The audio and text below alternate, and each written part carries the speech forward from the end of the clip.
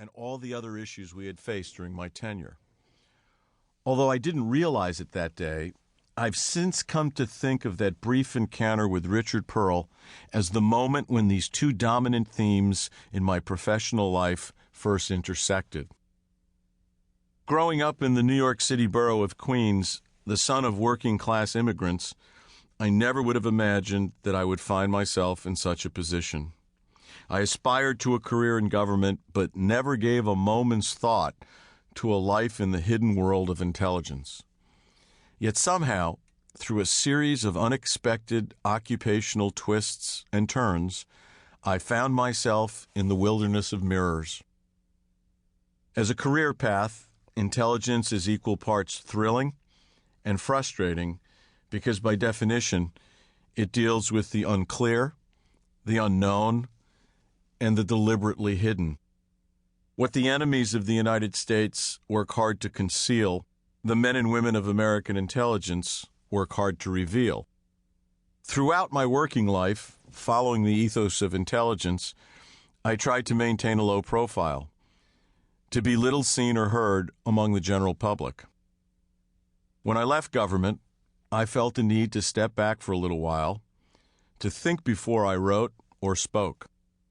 Having benefited from time and perspective, I've come to believe that I have an obligation to share some of the things I learned during my years at the helm of American intelligence. I felt I owed it to my family, to my former colleagues, and to history to say what I could about the events I have observed. This memoir relies on my recollections of a tumultuous period in our nation's life. No such undertaking is completely objective, but it is as honest and as unvarnished as I can make it. There are many things about my tenure as DCI that I am proud of, and more than a few things I wish I could do over. Where I or the organization I led made mistakes, I say so in these pages. Readers will find no shortage of such admissions. When I point out occasions where our performance was strong, I hope these assertions, too, are given fair consideration. This book reflects how things appeared to me as I found myself literally at the center of the storm. Where you stand on issues is normally determined by where you sit. And from where I sat, I saw the tidal wave of terrorism building. From where I sat, I also saw a small group of underfunded and lonely warriors swimming against this tide, out there all alone, warning, deterring, disrupting, and attempting to destroy a worldwide movement operating in nearly 70 countries and bent on our destruction.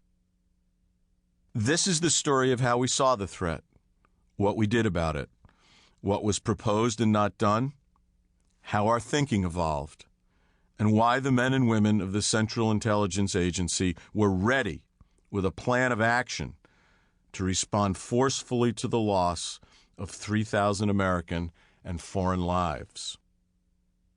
This is also a story about how we helped disarm a rogue nation of its weapons of mass destruction without firing a shot, and how we brought to justice the most dangerous nuclear weapons proliferator the world has ever known. It is a recounting of efforts to bridge historic differences between Israelis and Palestinians and give to diplomats a chance to seek a political solution to an age-old crisis. It also is a cautionary tale of threats still uncountered that would make the attacks of September 11th pale in comparison. Senior-level people in both the administrations in which I served, Clinton and Bush, tried to do what they saw as best for America. Their results and methods can and should be debated, but not their motives. And when it comes to the U.S. government's handling of Iraq, there are few heroes in Washington, but plenty on the ground in that troubled country. When it comes to the war on terror, though, there are plenty of heroes in Washington and elsewhere around the world.